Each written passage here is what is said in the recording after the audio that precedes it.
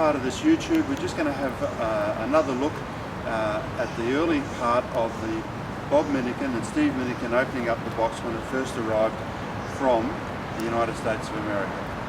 Thank you. Yeah, I mean, I think one of the great features of Expo AEA was that it was really two expos. There was a daytime expo and a night expo, and that is unusual because generally expos have been held in summer in areas that are, so you've got not really a nighttime expo, and Brisbane was unique in that extent. And this is a classic example of something that was great during the day, but it was absolutely spectacular at night. And it really came off. That was what made it. So the next part of this YouTube journey is to have a look at Rodney Smith talking about the records that were in the box.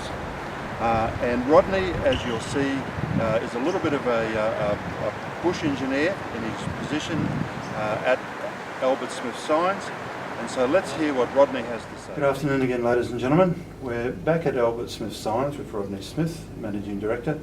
And we're here as the first part of taking in the Paradigm original drawings and original engineerings. And Rodney happened to say to me that he's a good bush engineer. So I thought, well, what better way of starting out the process of checking the validity of the work that was done all those years ago. And also because Rodney's company was so generous in donating the neon plaque sign to the John Oxley Library, I thought it was a suitable tribute to their generosity by having them involved in looking at this absolute amazing pile of information that you saw Bob Minnikin open the package of a couple of weeks ago. So, Rodney, there's all the photographs. So what's your thoughts about the flex and just the sheer amount of information that was accumulated? Well, if you couldn't get something to work out of that, you would be trying real hard, I suppose. Engineering codes have changed and things, but all the calculations here are almost all manual, and then you've got the calcs behind it. It's just a great bit of work. What a find. Yeah, and he's such a generous person, Jon Barlow Hudson, and these photographs that will be loaded up as well. I mean, you've had a look at some of these, of the making of it, and they're just absolutely unbelievable. And if I'd been planning better, I would have actually had some of these blown up like I did the Australia sign. However, I will add on to the end of this YouTube a couple of these pieces. Great and piece also, of history. well, I didn't show you this before, but just have a look at what is sitting in here, the consignment dockets, the letters from South Bank itself. I mean, it's just such a comprehensive file that John has given to us. Mm. Yeah, that's a better photograph, actually. Yeah, that is it. Yeah. How spectacular is that? It is, isn't it? That's sitting in a warehouse. It is, unfortunately. What a waste. Yep, but however, the Lord Mayor is on the case. Yeah. No computers there, no? No, all manual.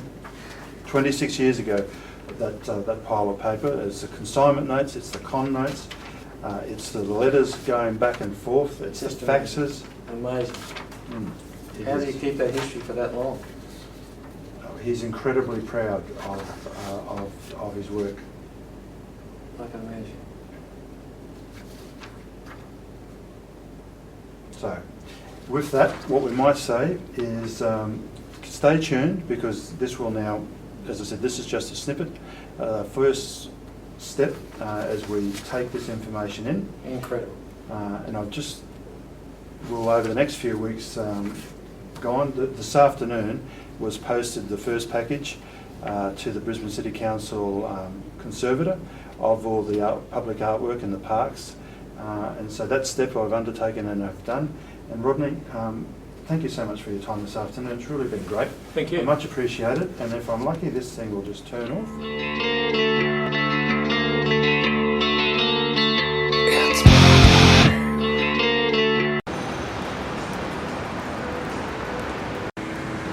So the last part of the YouTube, we're going to be having a look at a lot of the slides that Jon Barlow Hudson gave to the John Oxley Library. Now the package is up in the John Oxley Library as we speak, and I just thought I'd just do this last part of the YouTube here at what's called Approaching Equilibrium, which was installed here in 1985. And when it was installed, it received an absolute caning in the media. It was the first major sculpture, I think, in Queensland, and boy did it get a caning. And I just thought we'd just do this last piece here because earlier in this YouTube there is another sculpture which is being installed in this precinct, and it has received a bit of a caning as well in the media, and it was just an interesting reflection. So let's just have a look at all the slides of the making of Morningstar and of Paradigm, and you'll also see there are a lot of people that I had around to my house to actually look at the slides. And some of those, like Jan and Nelson, has been involved in other YouTubes. Some of them are avid followers of the YouTube work. And to all those people who came and had a look, I say thank you. And with that, good morning.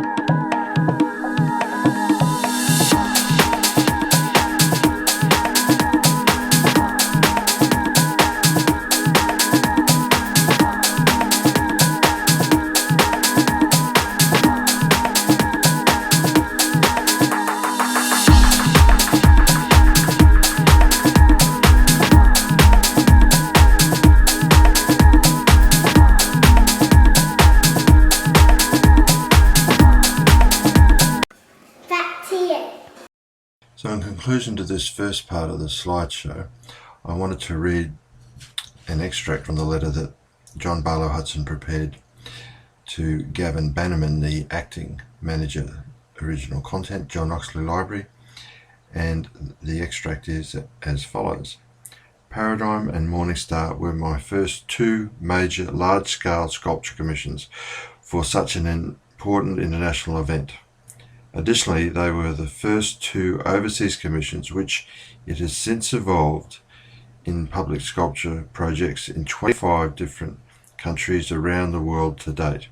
Several of the countries are Indonesia, South Korea, Japan, Ireland, 5 different countries in the Middle East, and many in Europe.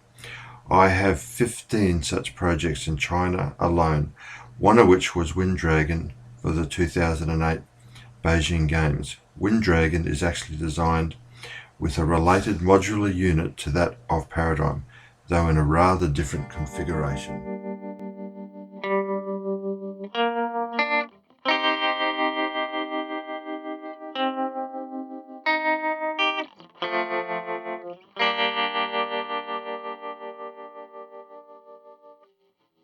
Conductor stood up and took roll call, sent love and happiness to the next car. Are you in stay? The bags are in and we plan on stars. Just feeling.